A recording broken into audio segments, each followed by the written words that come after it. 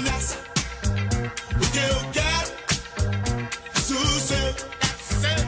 Eu quero sossego, porque eu quero sossego. Eu quero sossego, porque eu quero sossego.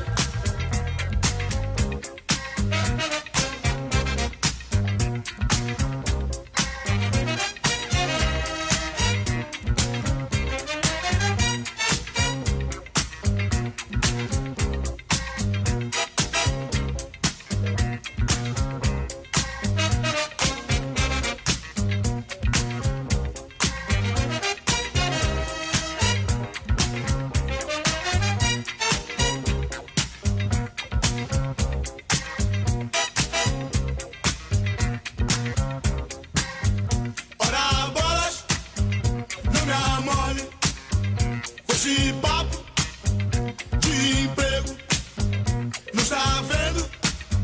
Não estou nessa, porque eu quero sossego. Eu quero sossego, quero sossego, porque eu quero sossego. Eu quero sossego, porque eu quero sossego. Eu quero sossego, eu quero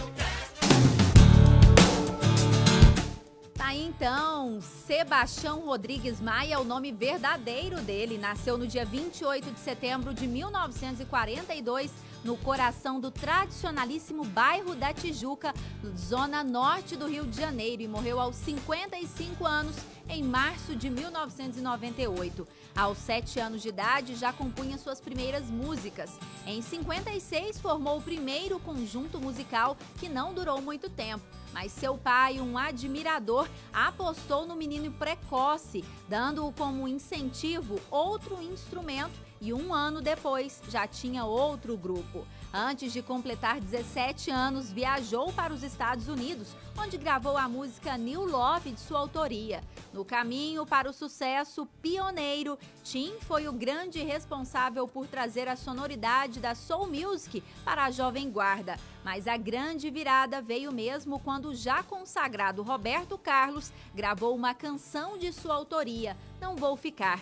A canção, que também fez parte da trilha sonora do filme Roberto Carlos e o Diamante Cor-de-Rosa, foi um grande sucesso e ajudou a abrir várias portas para que Tim pudesse partir, enfim, para o seu primeiro trabalho solo, um compacto lançado pela CBS em 68, que trazia 2 músicas próprias, chamadas Meu País e Sentimento. Sua carreira no Brasil se consolidou a partir de 69 e daí em diante, Tim Maia ganhou enorme projeção entre músicos e executivos da indústria fonográfica. Então vamos lá, programa Mais Catalão, hoje falando sobre a situação da educação, aprendizagem, o ensino fundamental, o ritmo, a rotina das crianças nesse tempo, né, com aulas aí suspensas por tempo indeterminado. E é por isso que a gente fala mais uma vez com ele, que é educador, diretor lá do Colégio Verates, o Marcelo Alcântara. Marcelo, mais uma vez, boa tarde. Boa tarde. Então vamos lá, Marcelo, dá sequência aqui, né, a esse bate-papo nosso E eu queria que você começasse, enquanto um educador, enquanto aquela pessoa que vive diariamente, né, a educação, eu queria que você falasse para a gente, né, da importância das crianças continuarem estudando nesse período, Marcelo. É muito importante porque o estudante ele se faz com autonomia, né? Ele se faz estudando sozinho, né? A aprendizagem é uma ferramenta do ser humano, né, que a gente tem, que ela se constitui sozinho. Mas em muitas das vezes, e eu quero até voltar ao bloco anterior, que você me perguntou, sobre como as escolas públicas vão fazer, né? Então, assim, é muito importante a orientação da família, né? Eu falo assim, olha, não precisa estudar 4 horas seguidas. O menino não aguenta, o adolescente não suporta. Isso, sabe, estudar não é uma coisa fácil, ela precisa começar. Que estude meia hora, que estude 1 hora, 2 horas, mas que comece a estudar, fazer a revisão nos conteúdos que já foram dados.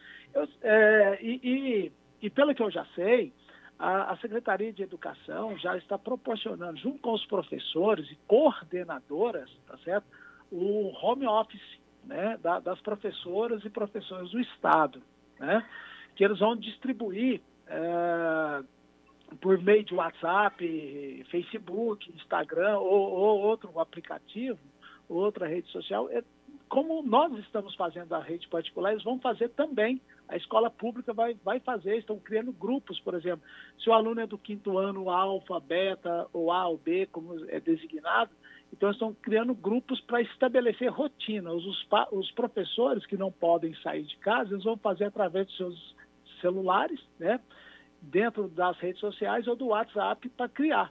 Então a gente já pede para que as famílias daqui da cidade, né, os professores aqui da cidade, da rede pública, também fiquem atentos a esse encaminhamento que já está sendo repassado para a Secretaria Estadual de Educação e já foi aprovado pelo Conselho Estadual de Educação, esse home office, né, dos professores e o estudo à distância, tanto na escola pública como na privada.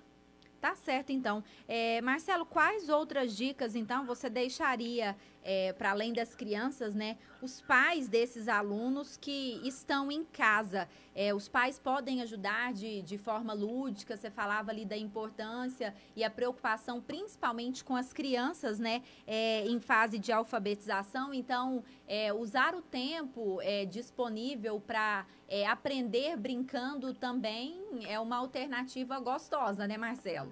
É o melhor jeito, né, de se aprender, né, é brincando. Até professor, como eu já tenho uma longa estrada, a gente quando faz alguma brincadeira em sala de aula, reporta alguma brincadeira para lembrar, né, eu dei aula de coronavírus, eu sou professor de biologia, né, para os alunos do ensino médio, os nossos alunos, às vezes fala assim, né, por que chama corona, né, lá em janeiro ainda, né, quando a gente começou a falar sobre isso. Então sempre parta de brincadeira, né? Crie rotinas, tá? É importante ter rotina, mas associada a brincadeiras, a jogos, o pai contar como que era, né? A mãe falar como faz, envolve os meninos na rotina da cozinha, da casa, da limpeza da casa, do asseio do corpo, né? Que agora é imprescindível, né? Envolva eles com aquilo que a gente normalmente não fazia. Por exemplo, a classe média tem empregada. Normalmente elas estão sendo dispensadas e é preciso ser, né? Para elas ficarem com a família delas. Então, envolva o adolescente nos afazeres da casa. Vamos procurar alguma coisa no jardim, nas plantas, vamos, né? E cuidado, uma coisa que vai vir associada aí com a Covid-19 é dengue, né? Então, cuidado do quintal, cuidado de tudo, né? Cuidado ao redor, tá? Isso é muito importante para a vida familiar, né? Eu acho que nós vamos viver um momento de muita introspecção social, de convívio, tá? E isso é muito importante para a nossa sociedade. Vai ser a males que vem para o bem, né? Eu acho que isso vai trazer uma ligação mais forte das famílias e dentro da própria casa, né? Cuidar bem dos velhos, cuidar da criança. A gente está vendo um aumento muito grande aí de adolescentes sendo infectados, né, com problema respiratório já. Então, o adolescente, ele é veiculador e ele também fica doente. Ele tem que acreditar nisso. Então, lavar as mãos com água e sabão sempre, e, na medida do possível, passar álcool em gel. Com certeza, então tá dado o recado, o professor Marcelo Alcântara. Acho que a dica principal é utilizar o conhecimento, né, nesse momento. Marcelo, eu gostaria de agradecer a sua participação por ter aceito o convite de estar aqui conosco e já te convido antecipadamente para que na próxima semana a gente possa voltar a falar de educação nesse momento que é imprescindível a gente continuar aí, né, a nossa rotina de estudos, enfim, de manter a mente ocupada com conteúdo de verdade. Marcelo, obrigada. Boa tarde para você. Boa tarde. Ô, Fabrini. Oi. youtube.edu é um bom lugar para entrar. Tá certo, então. Última dica e valiosa, Marcelo. Muito obrigada. Tá? Um abraço, tchau. Até mais, tchau. Vamos continuar, então. Vamos voltar a falar de saúde e ouvir as dicas do médico oftalmologista Dr. Rogério Teixeira, hoje falando sobre infecções oculares. Eu conversei com ele, fiz uma entrevista gravada, porque ele está em isolamento na fazenda com a família, mas ele que está aqui toda semana fez questão de participar e deixar a sua contribuição. Então vamos lá falar com o Dr. Rogério. Doutor Rogério, a gente sabe que os olhos são bem sensíveis, apesar de muitas vezes a gente não perceber isso no dia a dia, né? E que por vezes a gente fica aí sujeito, né, a vários tipos de infecções. Então, eu queria que o senhor aproveitasse a oportunidade, o espaço, para esclarecer aí os nossos ouvintes, os nossos internautas, justamente sobre isso. Quais os outros tipos de infecções oculares, aqueles mais frequentes e comuns, em que nós estamos suscetíveis no dia a dia?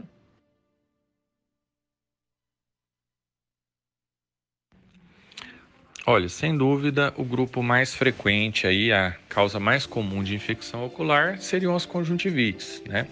Quando a gente fala de conjuntivite, na verdade a gente está falando de várias doenças diferentes. Eu tenho conjuntivites causadas por vírus, eu tenho conjuntivites causadas por bactérias e eu tenho inclusive algumas conjuntivites que nem são infecções. Eu posso ter conjuntivite tóxica, eu posso ter conjuntivite alérgica, que embora tenha o mesmo nome aí, na verdade não é uma infecção, não tem um agente ali causando aquele processo. Outro grupo muito frequente que a gente tem são as infecções que a gente vê nas pálpebras, tá? Então, a gente tem as blefarites, a gente tem os ordéolos, que popularmente o pessoal chama de bonitinho, de terçol. A gente tem risco de ter infecções na córnea, tá? A córnea ela pode ser cometida por alguns vírus, como herpes. A gente pode ter infecções na córnea por bactérias, por fungos, tá? Principalmente em pessoas que têm algum trauma, que às vezes é usuário de lente de contato e não cuida muito bem. Em algumas regiões específicas, a gente tem uma doença que se chama tracoma, que já foi uma doença muito frequente. Hoje em dia a gente quase não vê no dia a dia, mas em algumas regiões do país ele ainda é frequente, tá? Então, realmente, a gente tem muitas doenças aí que podem acabar acometendo os olhos. De modo geral, essas infecções, elas atingem, acometem um tipo específico de pessoas ou não? Isso também é relativo. E em quais situações isso pode acontecer? Então, isso depende muito sobre qual infecção a gente está falando. Se a gente for pensar, por exemplo, nas conjuntivites virais aí, que são a causa mais comum, a mais frequente que a gente vê no dia a dia, ela não tem uma predileção por nenhum grupo em especial. Na maioria das vezes ela é causada por um vírus chamado adenovírus, que é um vírus muito frequente aí no resfriado também, e ela acomete homem, mulher, criança, adulto, idoso, de forma igual. Basta a pessoa ter sido exposta àquele vírus que ela tem uma chance de pegar essa conjuntivite. Agora, por exemplo, quando a gente pensa em uma paciente, uma herpes ocular, por exemplo, o paciente tem que ter uma história prévia aí, né, de contato. Pacientes que têm pele mais oleosa têm uma tendência maior a desenvolver infecções das pálpebras. Então, depende assim do que a gente está falando. Algumas doenças, sim, elas têm algumas particularidades. Outras, elas acometem sem um grupo específico definido. essas infecções mais comuns, elas geralmente afetam um olho apenas ou há casos em que os dois são afetados, são acometidos? Então, novamente, depende sobre o que a gente está falando. Vamos pensar então primeiro na conjuntivite. Primeira coisa, o que é conjuntivite? Conjuntivite é a inflamação da conjuntiva, tá? A conjuntiva é uma pelezinha transparente que ela começa na bordinha da pálpebra por dentro e ela vai recobrindo a pálpebra pelo lado de dentro, vai até lá no finalzinho da pálpebra e ela volta por cima da parte branca do olho, que é a esclera. Então ela recobre tanto o lado de dentro da pálpebra quanto a parte branca do olho, tá? A parte transparente da frente do olho, que seria a córnea, essa parte ela não tem conjuntiva. Então, a conjuntivite mais comum é a conjuntivite causada por vírus, tá? Essa conjuntivite viral, na grande maioria dos casos, ela tende a ser bilateral. Então, cerca de 90% dos pacientes que têm conjuntivite, ele acaba apresentando ela nos dois olhos. Mas em 10% dos casos, a gente pode acometer um olho só, tá? Quando a gente pensa nas infecções de pálpebra, por exemplo, os calazes, os ordeulos, quando a gente pensa nas ceratites, que são as infecções da córnea, essas infecções elas já tendem a ser unilaterais, tá? Embora também possa acontecer dela acometer os dois olhos juntos, mas é menos frequente. Tá certo, doutor. Agora a minha pergunta é com relação a problemas mais graves, né? Independentemente de qual seja a situação, seja por conjuntivite, pelo terçol, pelo uso incorreto das lentes de contato, seja em situação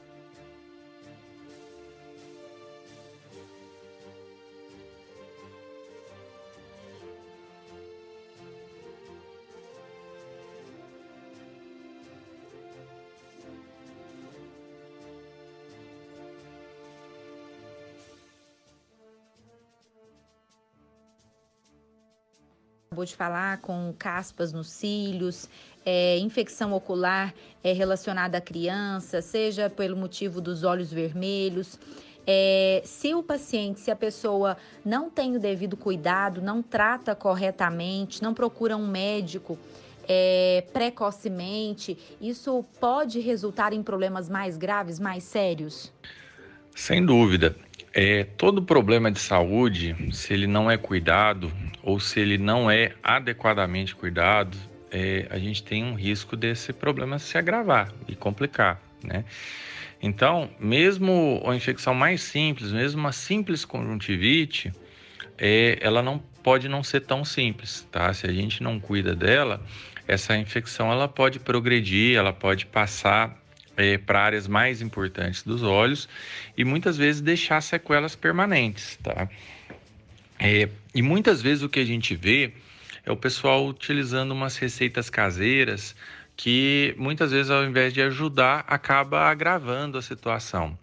Por exemplo, ainda é muito comum a gente ver no consultório o pessoal tentar usar essas receitas populares. Por exemplo, a gente vê com uma certa frequência, por exemplo, a pessoa está com conjuntivite e alguém vai lá e manda ela fazer um chá de arruda, por exemplo. É uma coisa que a gente vê com uma certa frequência no dia a dia.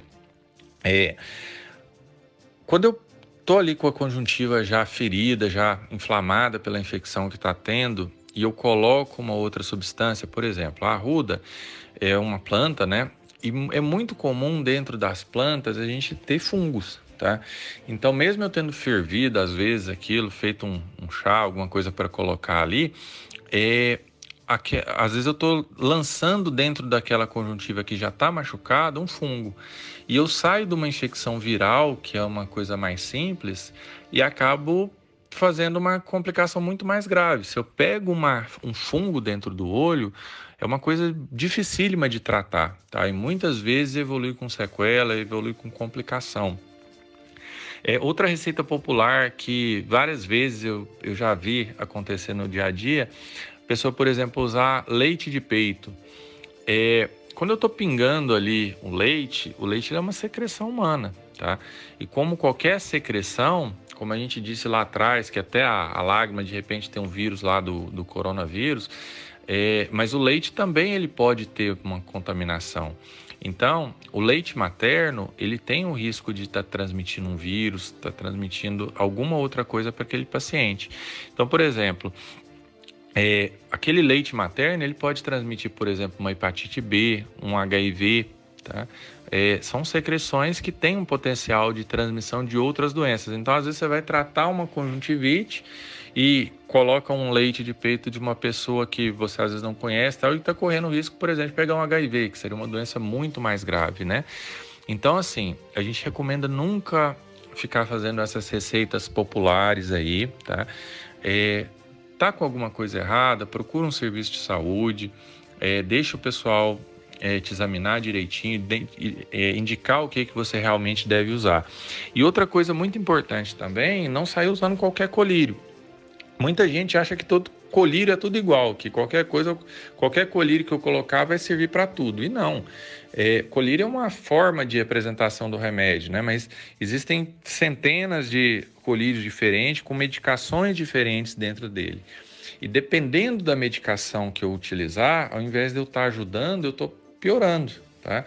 É muito frequente, por exemplo, a gente vê as pessoas utilizando colírios de corticoide durante uma infecção, uma conjuntivite viral, por exemplo, tá? O corticoide é uma medicação que ela melhora os sintomas, ela alivia a dor, alivia o desconforto, mas ela diminui a nossa defesa contra o vírus. Então, facilita o vírus crescer. Então, muitas vezes, aquele vírus que estava restrito ali na conjuntiva, ele consegue entrar para dentro da córnea, fazer uma ceratite, que é uma infecção mais grave, que pode deixar cicatrizes nessa córnea, fazer essa córnea perder a transparência, fazer com que essa pessoa tenha um embaçamento na visão, muitas vezes definitivo, tá? Por o uso de uma medicação incorreta, tá? Então, realmente, a gente tem que ter muito cuidado, evitar usar medicação caseira, evitar usar colírio sem indicação médica. O colírio que serviu para o seu vizinho lá, não necessariamente ele vai servir para você. Então, sempre procurar o serviço de saúde, sempre cuidar, sempre corrigir da maneira correta com uma indicação médica. Recado dado, então, doutor Rogério Teixeira, hoje falando aqui sobre infecções oculares, ele que é oftalmologista. Doutor Rogério, obrigada. Já a gente retoma o contato para o nosso último bloco de perguntas e respostas com mais dicas. Agora é a hora de saber da previsão do tempo. Então vamos falar com ele, professor doutor Rafael de Ávila, lá do Laboratório de Climatologia da Universidade Federal de Catalão. Professor, boa tarde. Boa tarde, Fabrini. Boa tarde a todos os ouvintes do programa Mais Catalão. Hoje vamos vivenciar essa tarde agradável. A temperatura máxima hoje em Catalão e região ficará aproximadamente em torno de 28 graus Celsius, segundo o Instituto Nacional de Meteorologia, e podemos ter uma pequena possibilidade de pancadas de chuvas de forma isolada, devido às características próprias de outono. E é bom registrar também, Fabrini, a todos os ouvintes, que Catalão já superou a média histórica de chuva para o mês de março, com as chuvas ocorridas agora durante o final de semana. Já foram contabilizados na estação automática 300 milímetros de chuvas registrados até ontem, e a tendência para essa semana é continuar com essas temperaturas agradáveis, que é a própria característica do outono, e as previsões de chuvas elas podem ocorrer, mas de forma bem pequena, através das pancadas isoladas, como nós mencionamos agora há pouco. Então, professor Rafael de Ávila. Professor, obrigada pela sua participação mais uma vez. Amanhã a gente volta com mais previsão do tempo. Vamos tentar contato com o doutor Danilo aí para a gente fazer o nosso último bloco de dicas. Enquanto isso, eu vou falar aqui da churrascaria Espetos na Brasa. A churrascaria Espetos na Brasa, que está com 2 lojas aqui em Catalão. A churrascaria Espetos na Brasa está completando 8 anos de funcionamento. Tem a loja 1, que fica ali na na Avenida Margon, e tem a loja 2, que fica na Avenida Lamartine, em frente ao Senai. A churrascaria Espetos na Brasa está trabalhando com delivery, não está funcionando ao público, mas está atendendo delivery, viu? Então é só você entrar lá nas redes sociais, fazer os contatos, que eles vão entregar aí tudo fresquinho, quentinho, muito saboroso na sua casa. Vamos voltar a falar agora com o doutor Danilo Ferreira, ele que é médico veterinário e hoje dando dicas pra gente sobre os cuidados com os bichinhos dentro de casa. Então vamos lá, doutor, pra gente encerrar esse nosso bloco, né? Quais as principais e últimas dicas que o senhor daria para as pessoas que têm bichinhos em casa e especialmente para aquelas que não têm, né, espaço para levar os bichinhos durante esse período de isolamento?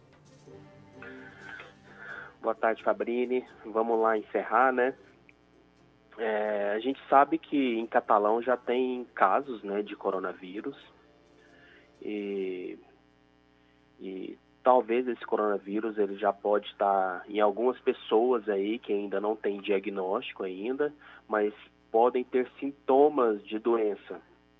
Então, assim, a gente sabe que o cachorro e o gato, ele não transmite a doença. Porém, ele pode ser um objeto, ele pode funcionar como um objeto mecânico de propagação da doença, ou seja, se uma pessoa que esteja gripada, resfriada, tá ali beijando, acariciando o seu animal, às vezes espirra do lado dele, e esse animal, ele circula na casa, tem contato com a mãe, tem contato com o avô vai lá, passa a mão no cachorro também. Então, assim, às vezes esse cachorro ele pode estar sendo uma forma mecânica de transmissão, tá? Então, assim, tem que ter muito cuidado, né? A pessoa que está com resfriado, ele está com sintomas da doença, não é bom ele ficar muito em contato com os animais, ele ficar isolado mesmo, tá? Tem que ter cuidado, porque apesar do cachorro não transmitir a doença, ele não ter a doença clínica e propagar doenças através de suas secreções, ele pode ser sim funcionar como um objeto mecânico na propagação da doença. Tá certo, então. Tá dado o recado, doutor Danilo Ferreira, médico veterinário, no quadro Mundo Pet, hoje dando dicas para os donos de bichinhos nesse período de isolamento. Doutor Danilo, muito obrigada pela sua participação. Na semana que vem a gente volta com mais Mundo Pet. Beleza, Fabrini. Abraço a todos e se cuidem. É isso aí, até semana que vem então. Vamos também para o nosso último bloco de entrevista com o Dr. Rogério Teixeira, oftalmologista, falando sobre infecções oculares. Doutor Rogério, em tempos de coronavírus ou não, como então cuidar corretamente?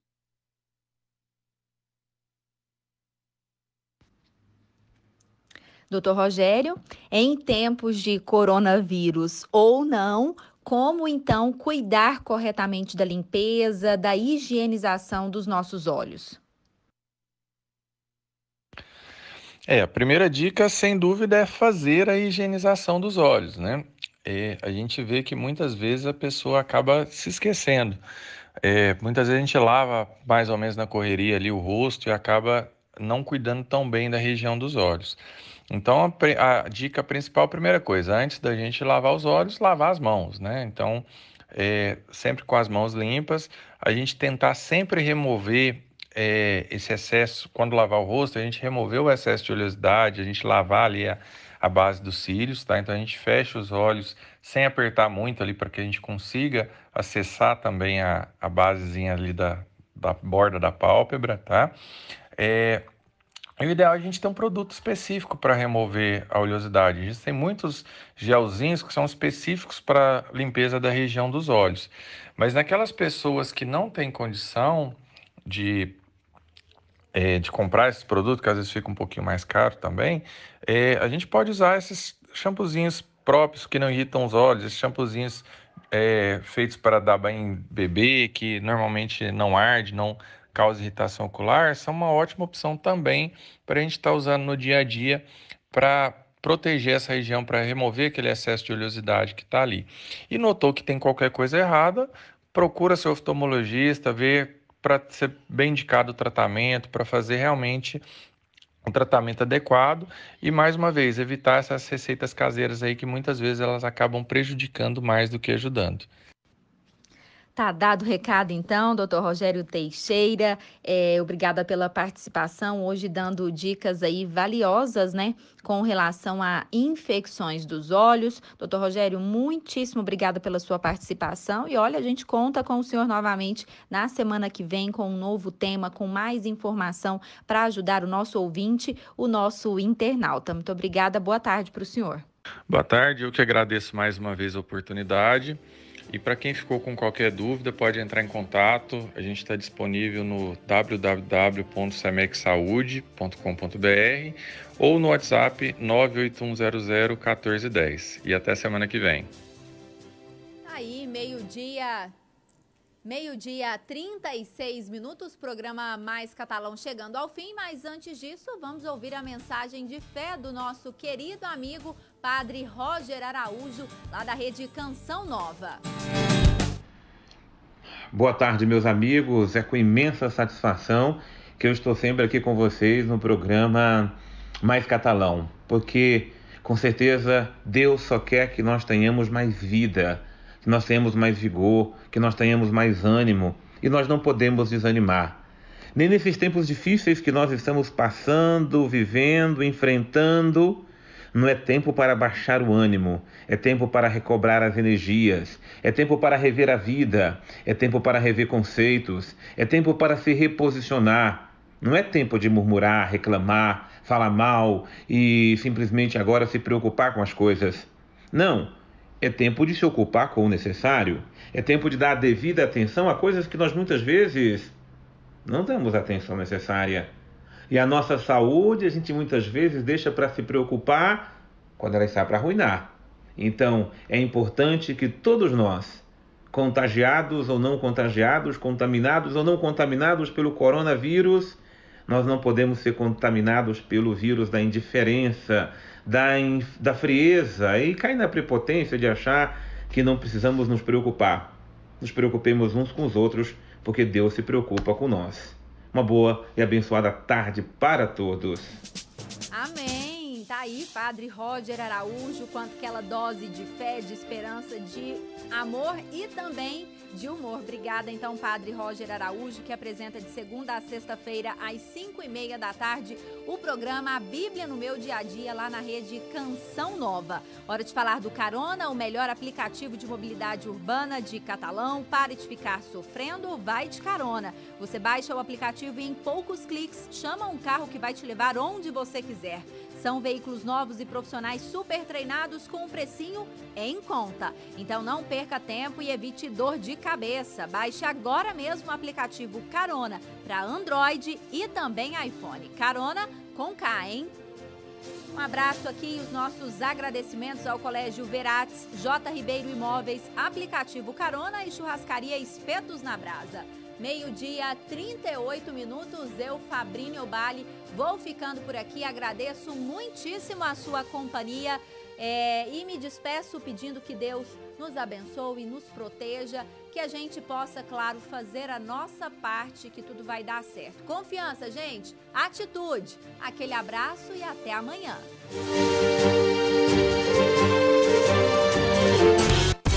Nova Liberdade apresentou Programa Mais Catalão.